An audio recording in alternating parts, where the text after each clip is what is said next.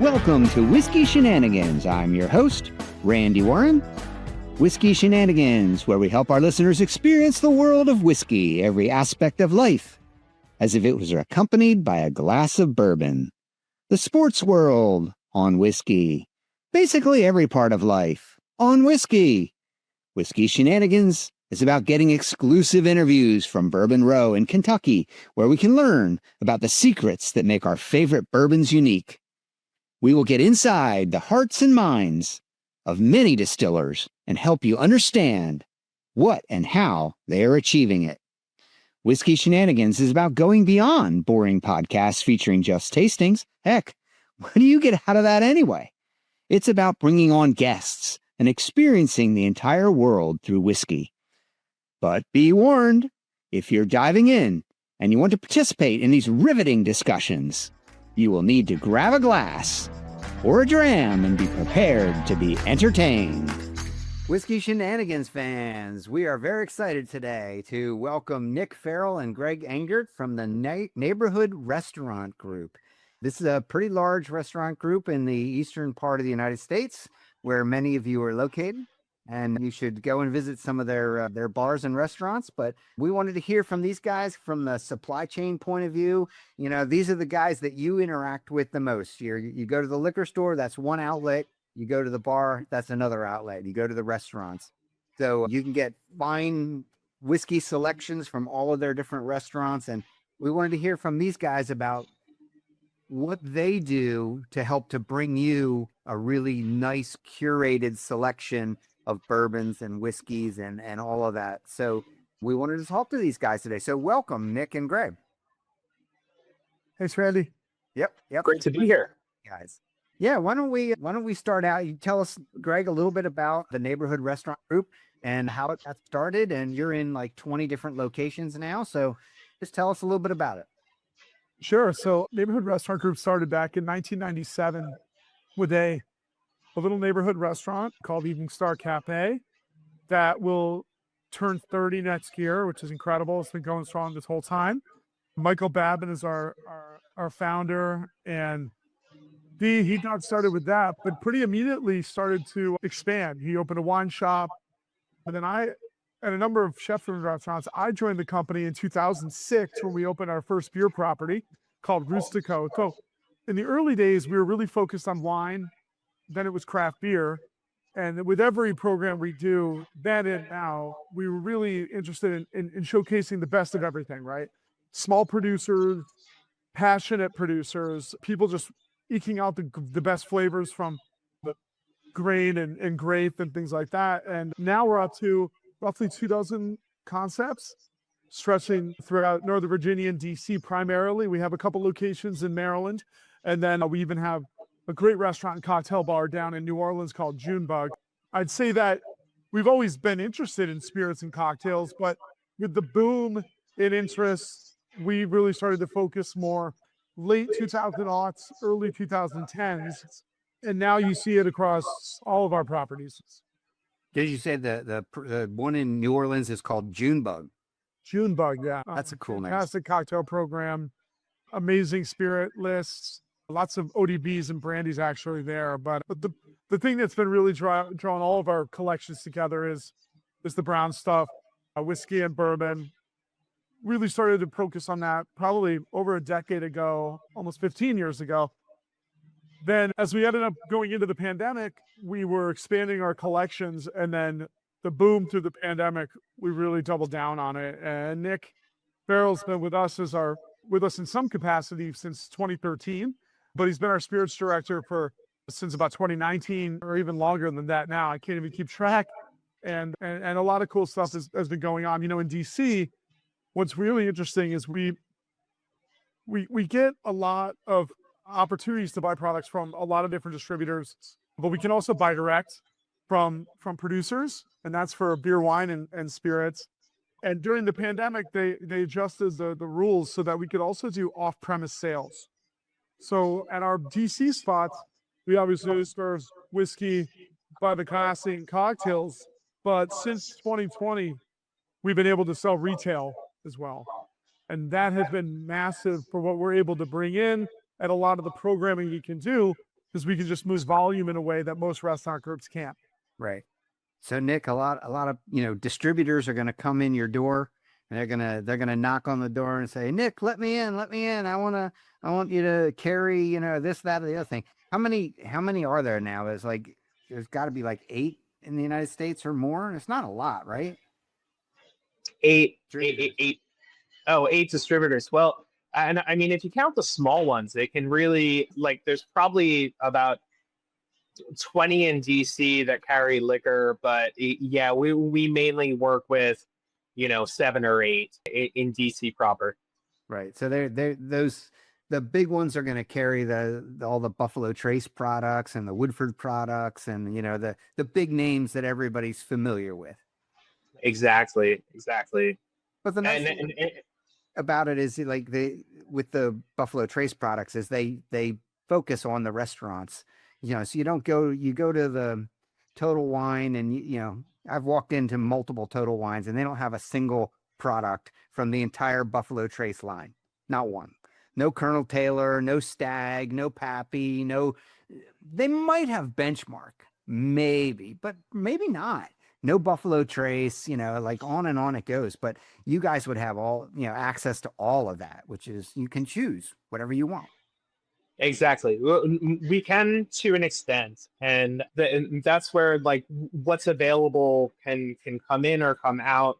And we certainly have to at times buy certain things to get other things. With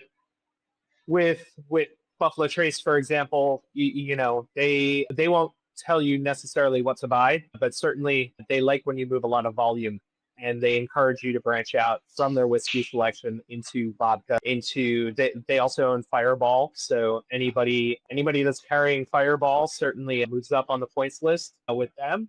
They do Buzzballs as well, but we're kind of uniquely positioned where we're able to carry our favorite things from Buffalo Trace and still earn a lot of points. And a lot of that ties back to a little bit of what Greg was talking about with being able to sell bottles. We've been really successful with full bottle sales ever since 2020, and that's allowed us to show volume what we in the industry would call on premise, which is in a restaurant, anything you consume within a restaurant. Right. So once you can start moving, bottles themselves, you are able to access different tiers of what's available to us. So when we really tried to start focusing on it, we would get, we would get 3 bottles of Blanton's a week, and to use amongst all our properties. Right. Oh, wow. That's not much. And exactly. That's not much. So you're talking about 12 bottles of Blanton's a month, across 6 DC properties.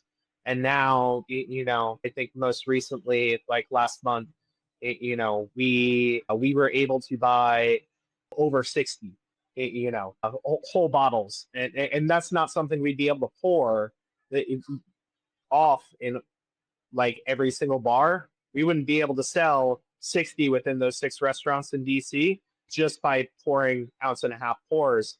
Right. But by being able to sell bottles, we can both get access to those 60 and sell all of those 60 at the same time, which is really nice. And that opens the door for us to different levels of single barrel access within Buffalo Trace.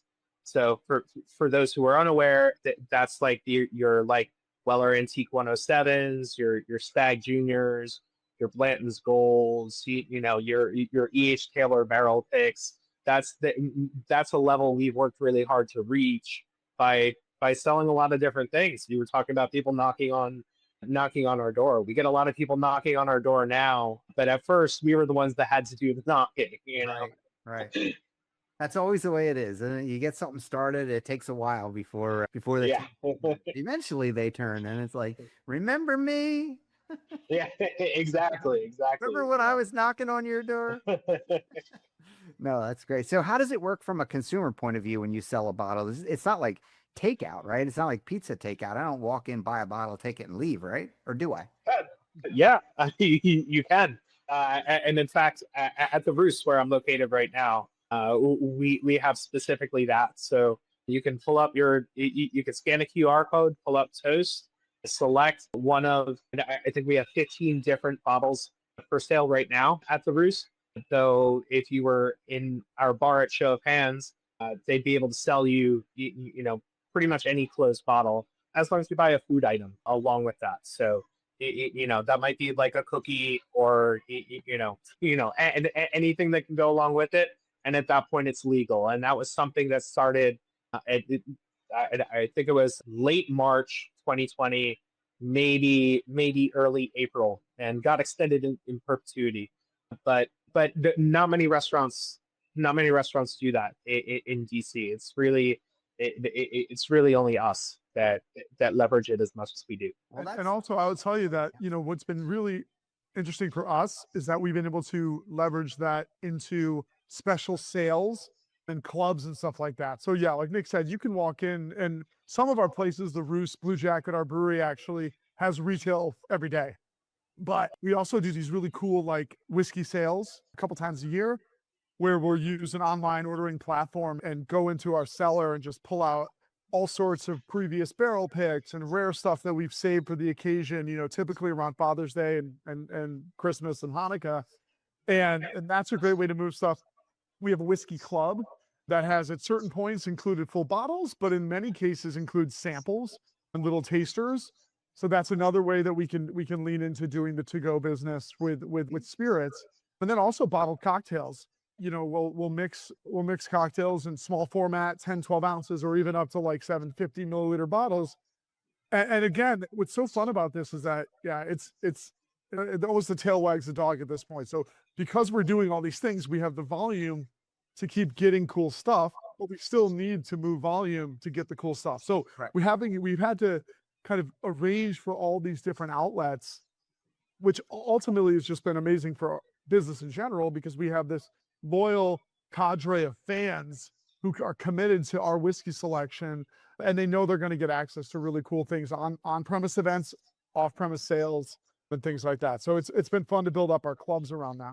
That's fantastic. I mean, because I was going to say there's people on Instagram who they're like bourbon hunters, they'll like kill for a Blanton's Gold, I mean, it's like, oh, didn't you know you could just drive into the Roost in Washington, D.C. and pick one up with a cookie? What are you doing standing in line in the, in the bad weather, waiting at outside some liquor store that maybe has one bottle and, you're not going to get it. Just drive up to the Roost.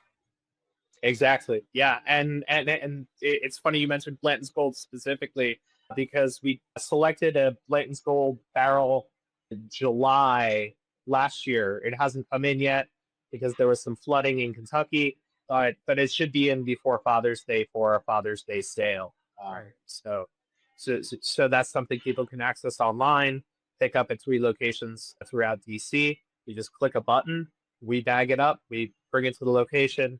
We give you like a delivery window where you can pick it up, of like a 4-day window. You can't just click the button for the twice yearly sale and pick it up immediately, but we'll have it packaged and ready for you within 2 to 3 days, because we're just dealing with so much volume and we have to move bottles around that it just takes a couple of minutes there. But that's fantastic. And you know what else is really cool? You've sort of mentioned it a couple of times, but we should dive into this a little bit.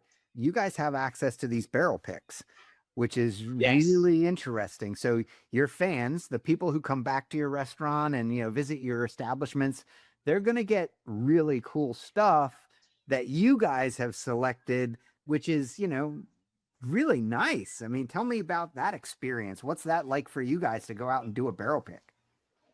Exactly. Oh, it's the most fun in the world, and sometimes you get to do it at a distillery.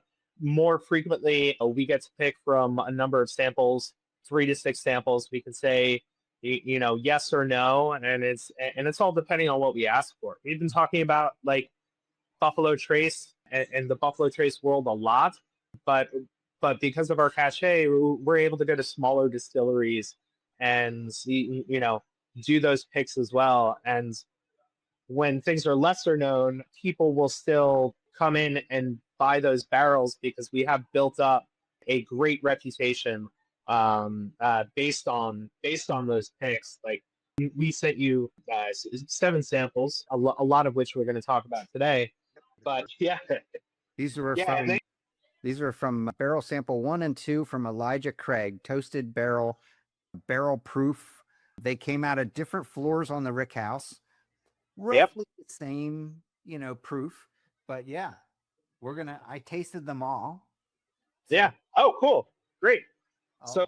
So yeah, we could talk about this, and I really like this to speak to smaller distilleries. The Thresh and Winnow single barrel that we did right here as well from distillery in Chicago.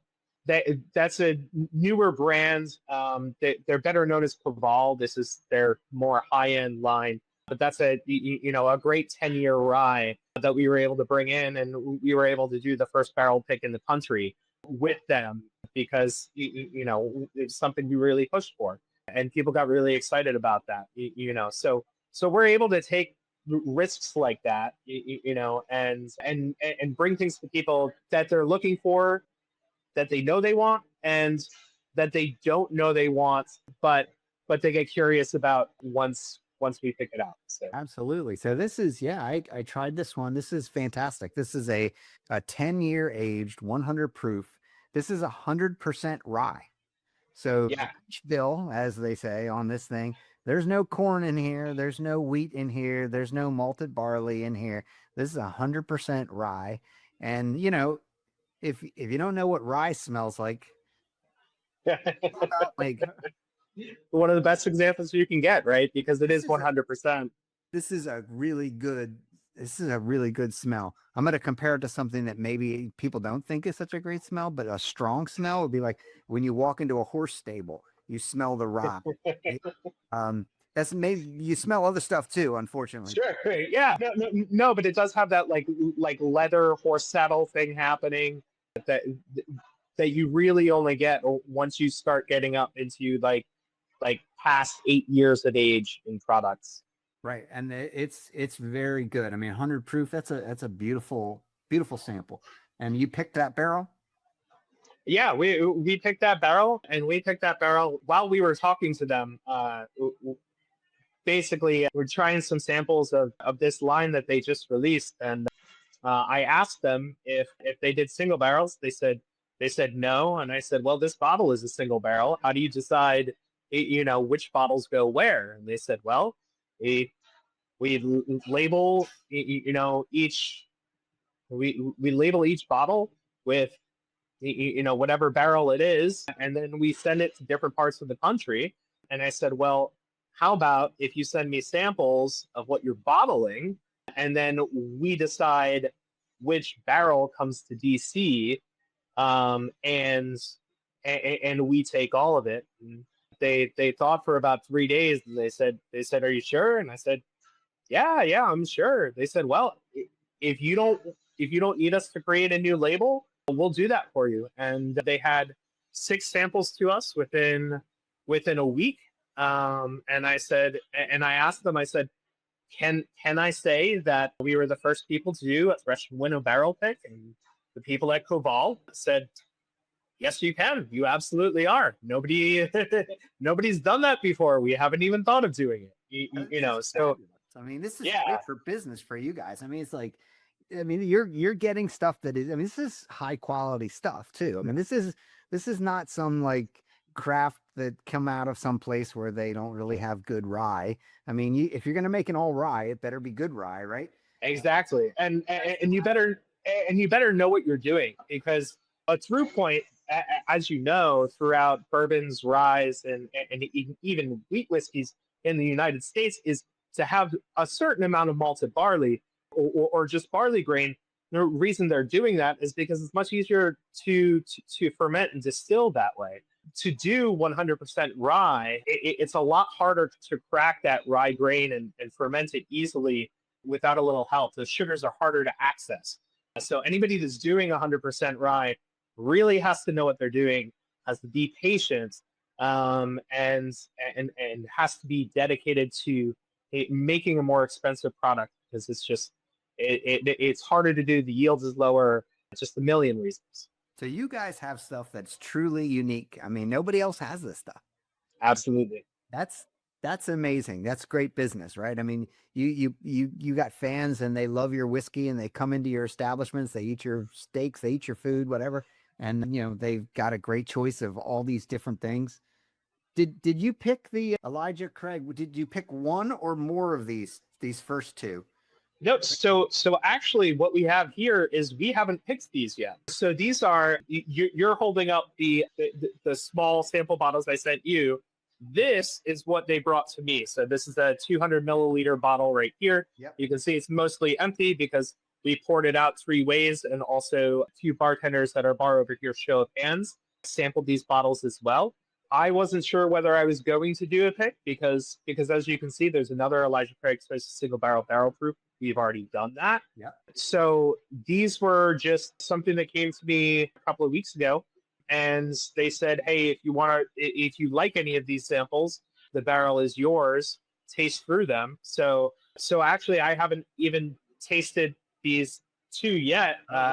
If you want, we can taste along right now. Yeah, let's do it. I will say, so like as we're talking to people here, because it's very difficult to get a full idea of what we're doing. We have 2 samples from different rickhouses. Sample 1 is from floor 5 of the rickhouse, and that's 127 proof. This is the Elijah Craig Toasted Barrel proof. And sample 2 is floor 3 and 120 proof from a different rickhouse. So when we say Toasted Barrel proof, it's starting off in a number 3 char barrel, and then they're moving it into a lighter char barrel at the end of its life for a few months to up to a year, just to get it more nuance of flavor. But what's kind of cool, especially about that sample 2, if you'll note, and this is something we'll look for, it's at 120 proof. Yep. And Elijah Craig's barrel entry proof is 125. It's very rare to have a barrel go down in proof because the weather conditions, the humidity in Kentucky, typically you always see the numbers go up.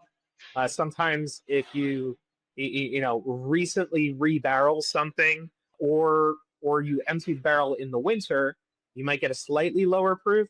Generally speaking, you're expecting that proof to jump up one maybe 2 points a year. Because there's a secondary finish, we're losing a little bit of alcohol.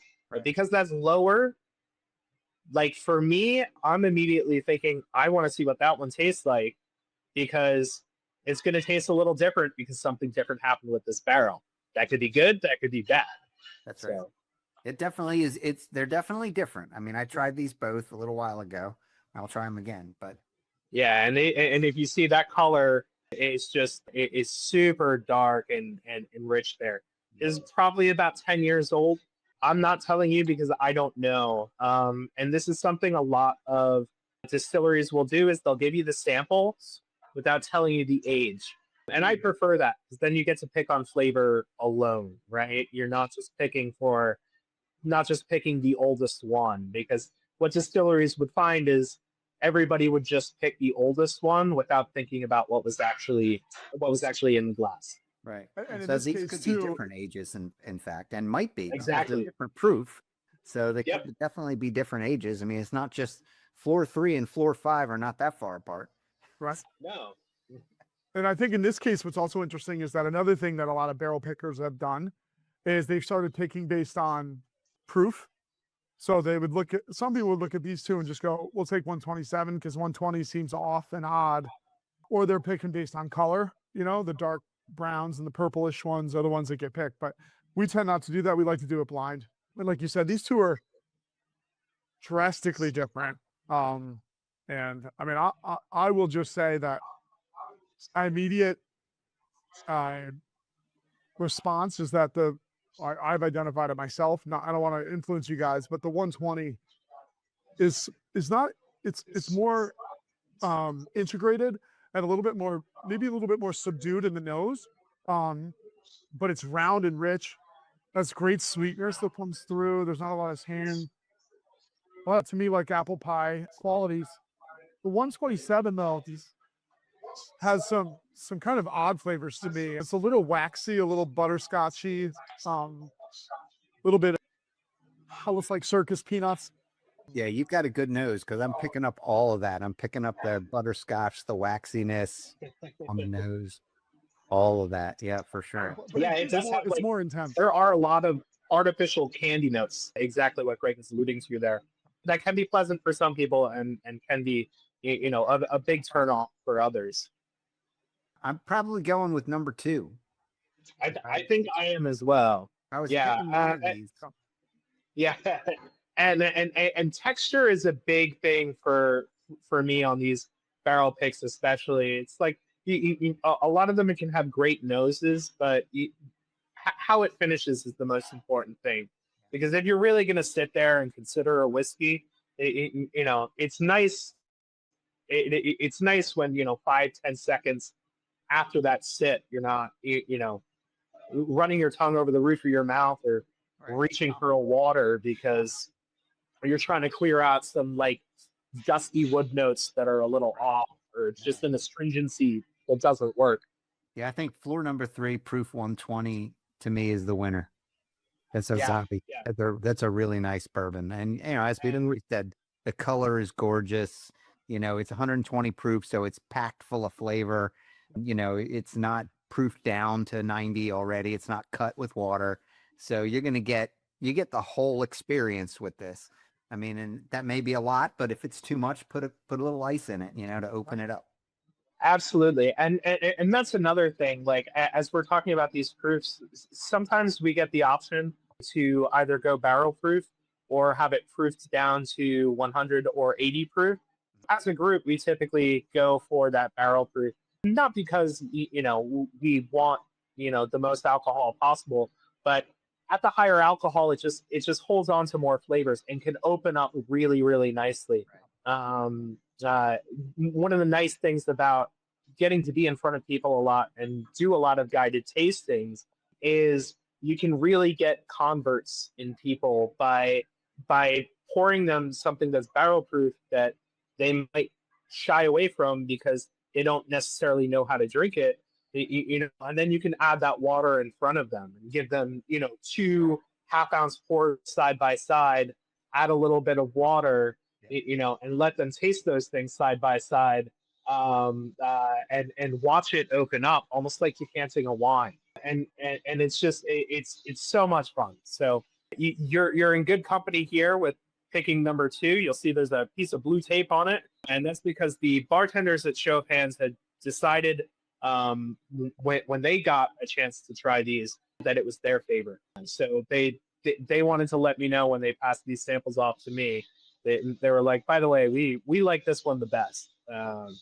So keep that in mind when you're tasting. All the words on this are great words. I mean, people love the toasted barrel, it's barrel proof. It's tell me where the rick house is, the floor. This is all great stuff that people really enjoy knowing, and like, oh man, that's really what makes one different from another, one barrel different from another.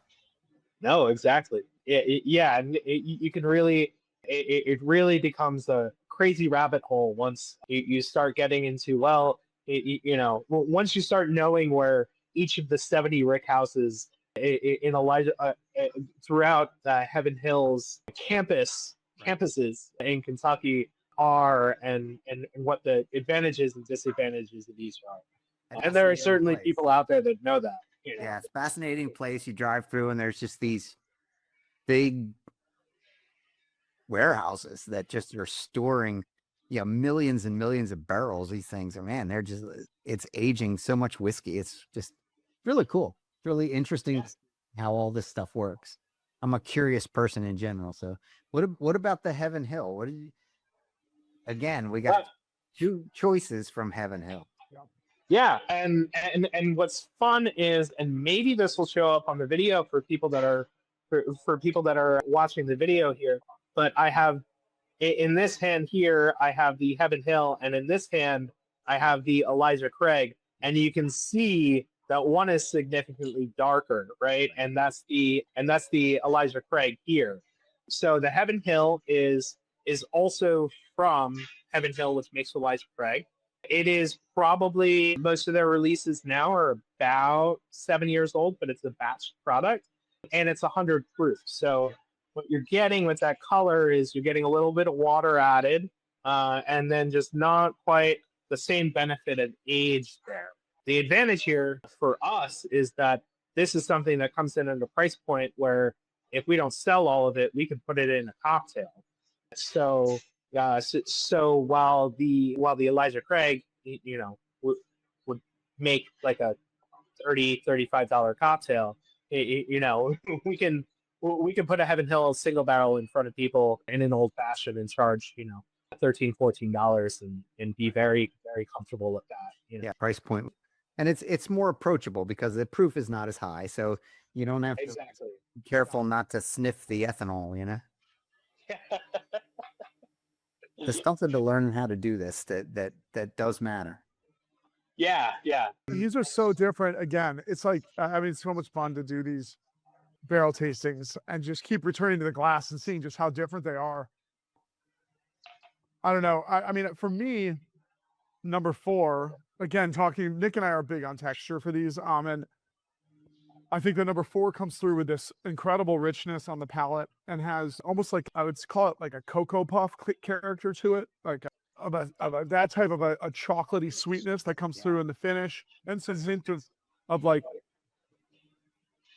cocoa in the nose, but lighter in the nose than on the palate. Yeah, a little bit more figgy maybe in the nose. The third sample to me, it's a little more like minty. It almost comes across like a rye. There's a lot of herbaceous notes to it there, like almost like a crushed fresh mint, not like a mint tea quality to it that you typically find in a higher rye. Like if you gave this to me blind, I might be like, oh, this is closer to the Thresh and Winnow, just a younger version of it. Right. Yeah, for sure.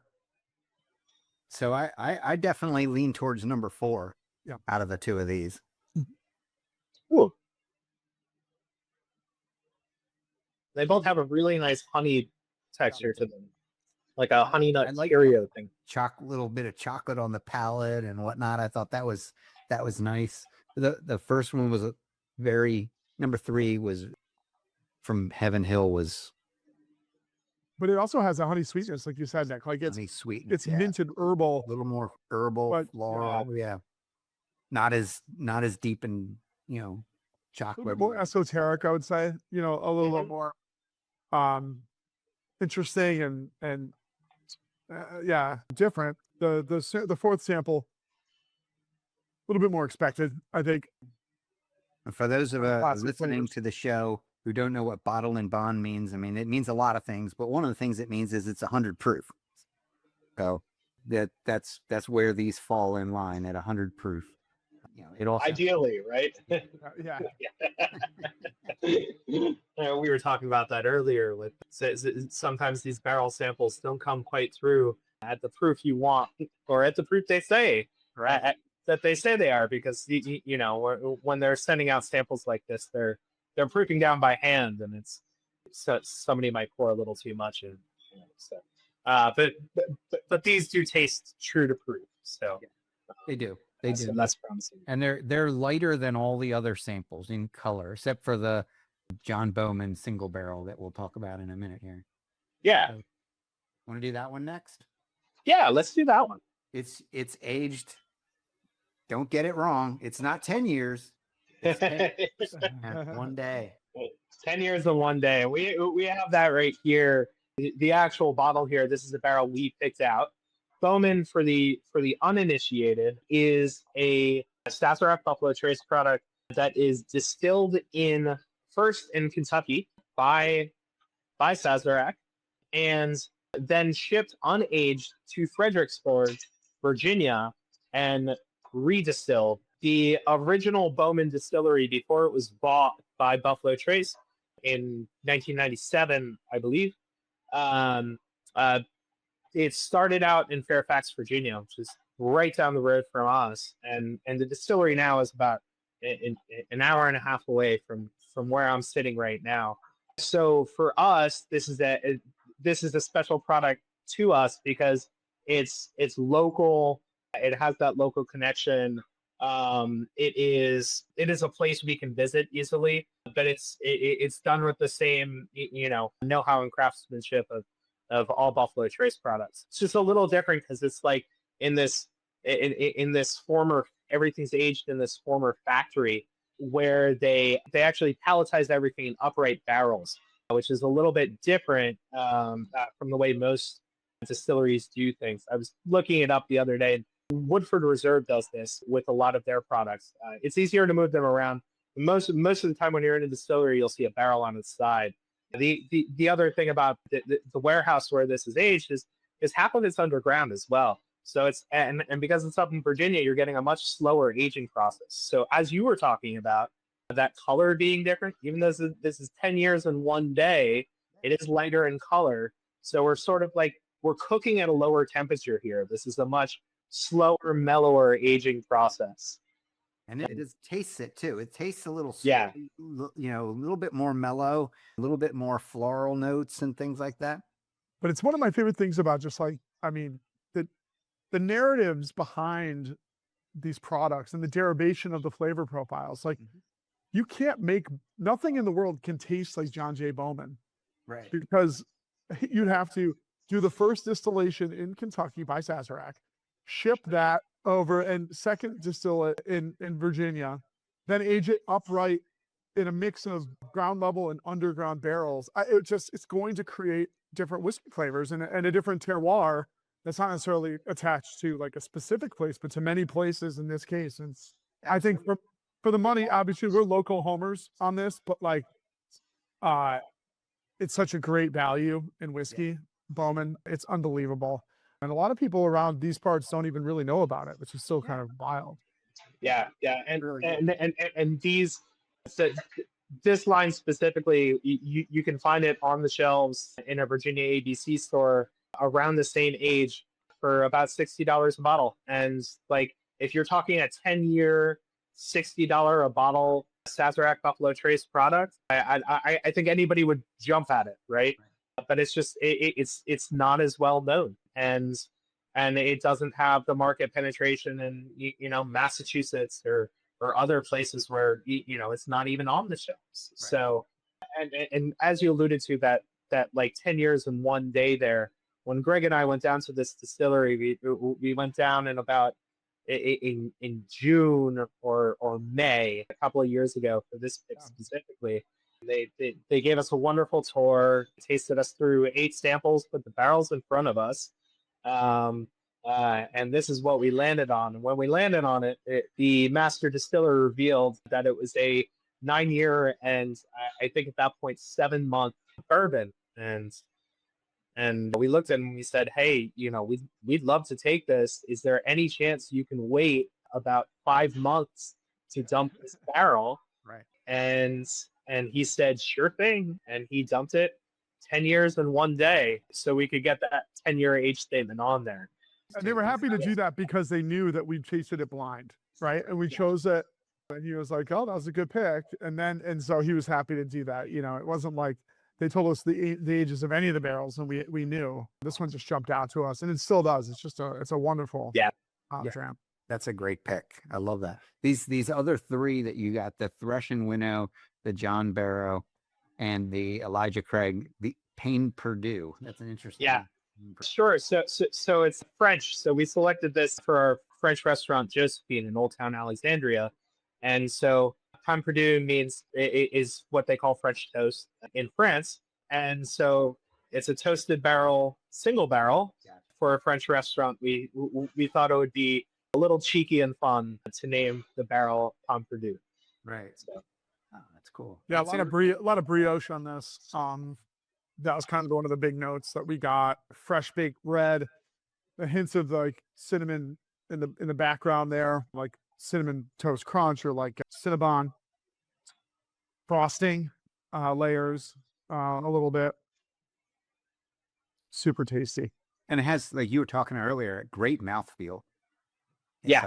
It's velvety, it's smooth, it's really nice. I mean, at 127 proof, well, I've had a couple little tastes.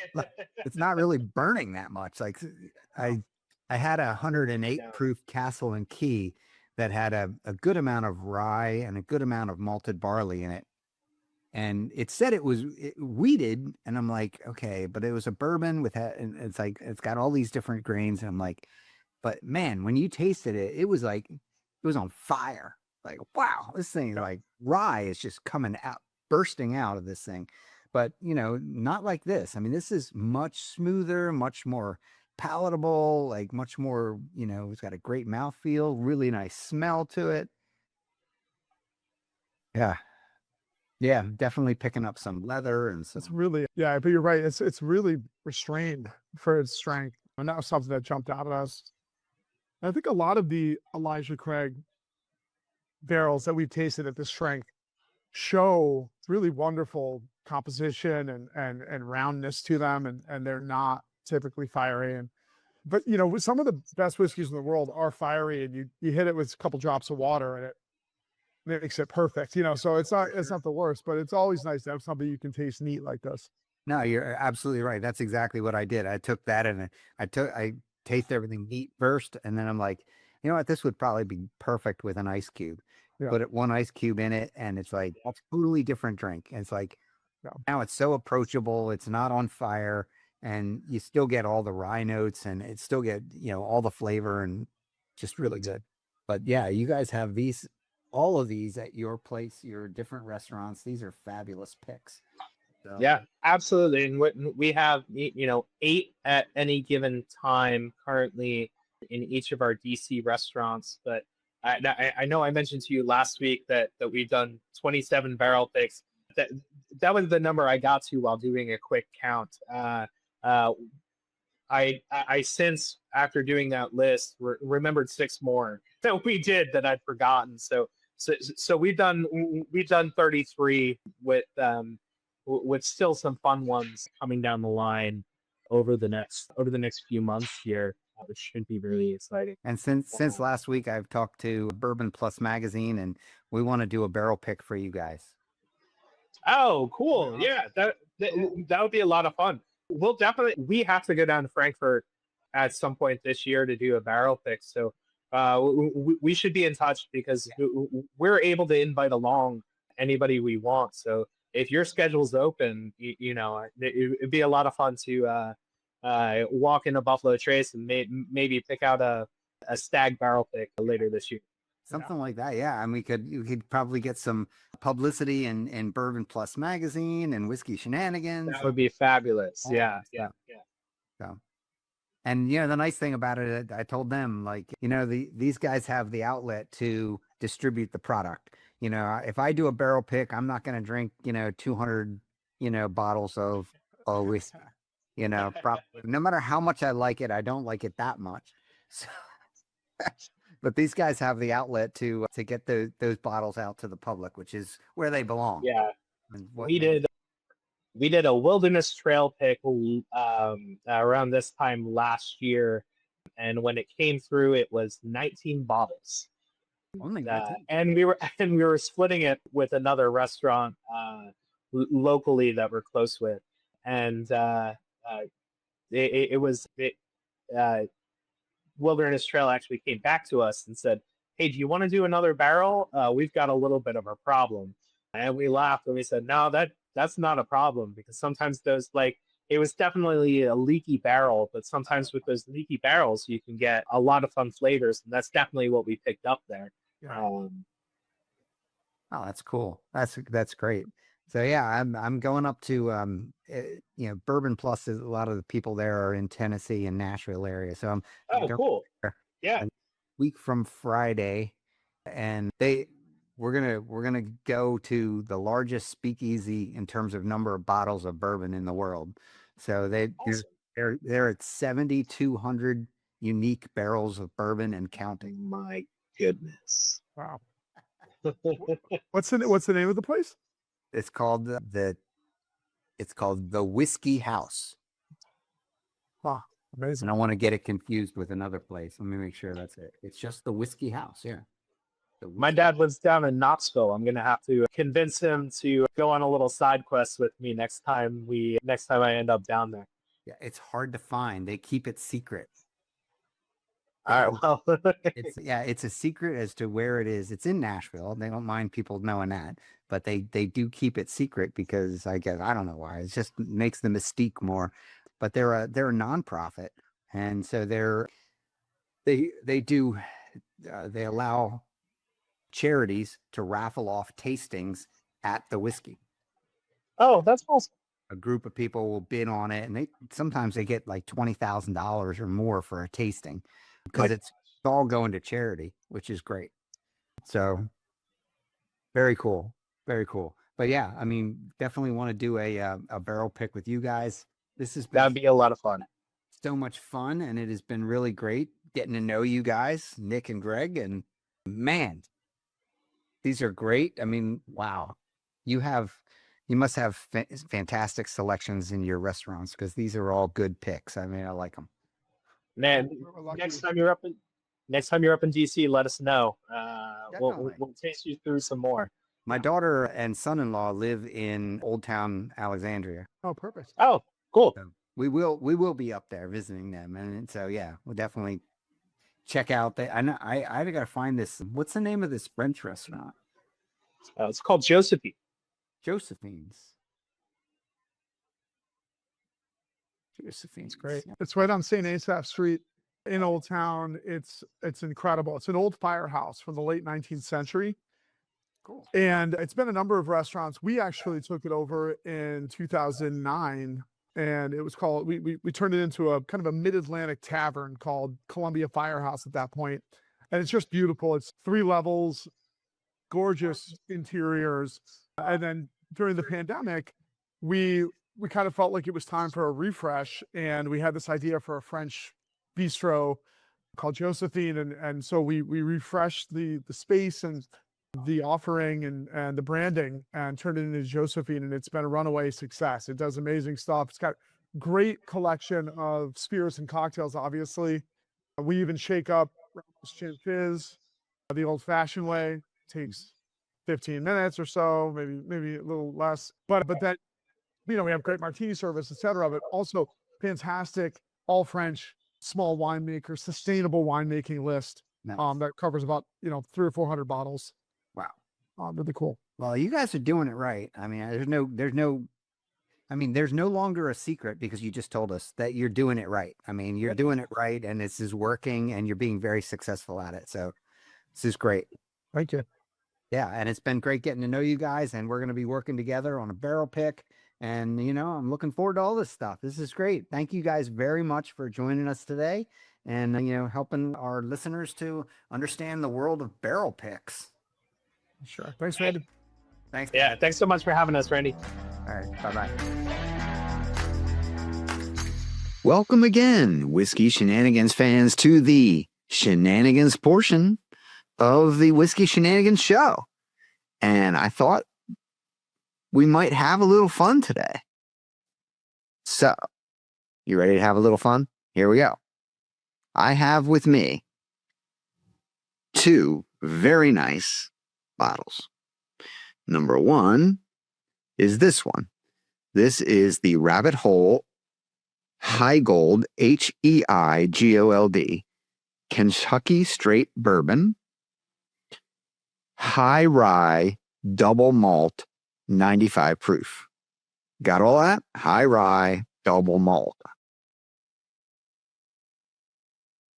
I also have with me today the Rabbit Hole, not called Cave Dweller. What's it called here? Put it in front of my face. There it is. This is the Rabbit Hole Cave Hill, not Cave Dweller, Cave Hill, Kentucky Straight Bourbon Whiskey, 47.5% alcohol, 95 proof. Both exactly the same proof, both from the same distillery, Rabbit Hole. You've probably heard of them. Let's take a look. Let's see what we can see. Let's try. Let's do a little, when you go to the eye doctor and he goes, better 1, better 2, better 1, better 2, 2, 1, 2, 1, 1, 2. Well, we're going to do a little better 1, better 2 with this stuff. So this will be 2. This is the Cave Hill. and this will be one.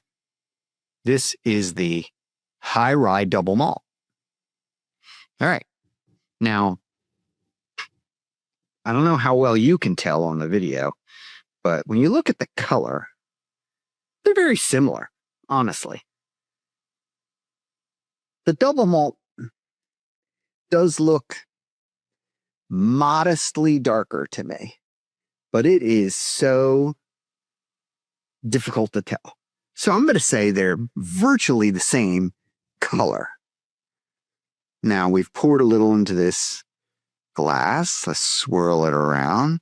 We can see the sugars. We can see the whiskey. Oh, look at it drain down the sides of the glass. That is pretty. Okay. Color-wise, we're still good. It's got a nice smell.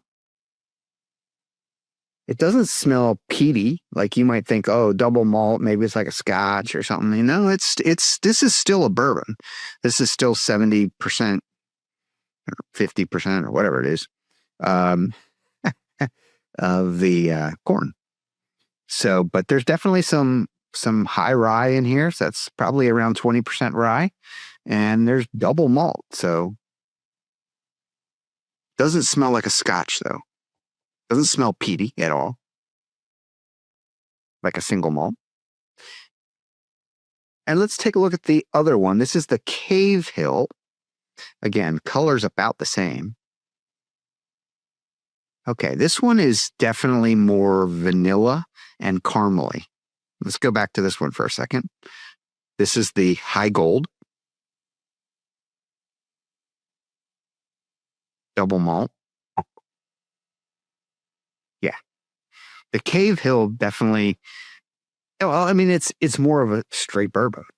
So it doesn't have the high rye in it. It doesn't have the double malt. So you're getting more of the bourbon flavors. You're getting more of the sweet, the toffee, those nice caramely, sugary flavors that you get with it, with the corn. And the other one, not as much. The High Gold, the double malt, I'm not picking up a lot of other flavors yet. So that's just the sniff test. Okay. The spin test on these two, I would expect them to be about the same. Yeah, about the same. I think the double malt stuck to the glass a little bit more. I mean, I'm being picky here. I'm being real picky because I'm trying to tell the difference. Better one, better two, better two, better one, better one, 1, 2, 1, 2, 1. What do you got? All right. 1.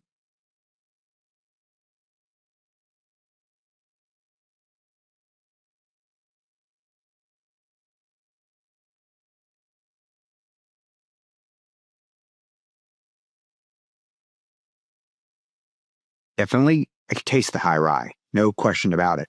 The high rye in this rises to the occasion. You got your baking spices, your cinnamon, your clove. You got your little bit of raisin nuttiness, maybe a little bit. You definitely, yeah, you got a high rye going there. So the high rye double malt, you can definitely taste the rye. So a lot of people will say, like, if you're making an old fashioned, you want a little bit of rye. Because otherwise the bourbon can kind of disappear amongst the other flavors in the old fashioned. I don't know if that's really true. But let's try the Cave Hill. Let's see which one's better. Better 1, better 2. This is number 2.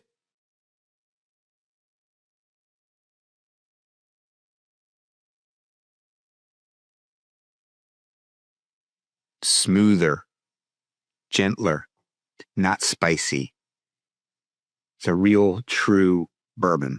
So this is not a fair comparison, right? We're not comparing two identical products. These are two products from the same distillery, but they're not identical, that's for sure. We should be able to tell them apart, and we can. So it comes down, to some extent, which do you like better? Better 1, double malt. Better 2, straight bourbon. Double malt, bourbon. Double malt, bourbon. What's it going to be? Tough one.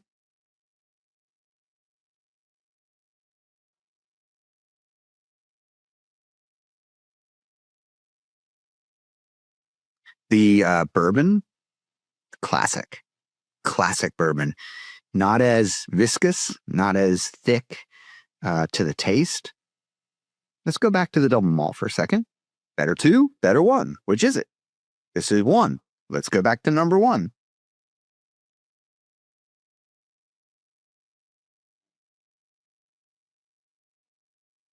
Yeah. You got the spiciness. I'm not sure I'm getting the malt part of it. I'm not getting a lot of that. I'm getting the spicy. I'm getting the rye. I'm getting the bourbon. I'm getting the rye. And maybe that's just me. You know, everybody's sniffer, everybody's tasting, their palate, it's different. So it really comes down to, what do you like? 2 or 1? And I'm going to say it this way. I'm going with the double malt if I'm making an old fashioned right now. Going with the bourbon if I just want to drink it straight, neat, or on one big rock. I see a lot of people drinking on one big rock. One big rock is nice. Think about it. Why does one big rock melt slower than a bunch of ice poured into the glass? Surface area, right? One big rock has less surface area than all those small pieces of ice. They're all surface area. So it melts slower. It doesn't dilute your drink as quickly. Here's a tip for you. So we've identified 1 and 2. They both have their place. They both have their purpose in life. My palate, 2, bourbon. But if I'm going with an old fashioned, I might just pick the rye, the double malt rye. But if I'm drinking it straight, definitely the bourbon. Here's a tip for y'all. You go out to a restaurant, you order an old fashioned, and you're annoyed because they poured a bunch of ice, like they're making a Coca-Cola or something. It's like all chipped ice or whatever, or small bits of ice in the glass. And you don't even know if there's any bourbon in there. It's like, I mean, I can't even tell anymore. And it's going to melt so fast that it's going to be awful. You're going to ruin my drink with all that ice. Suggestion.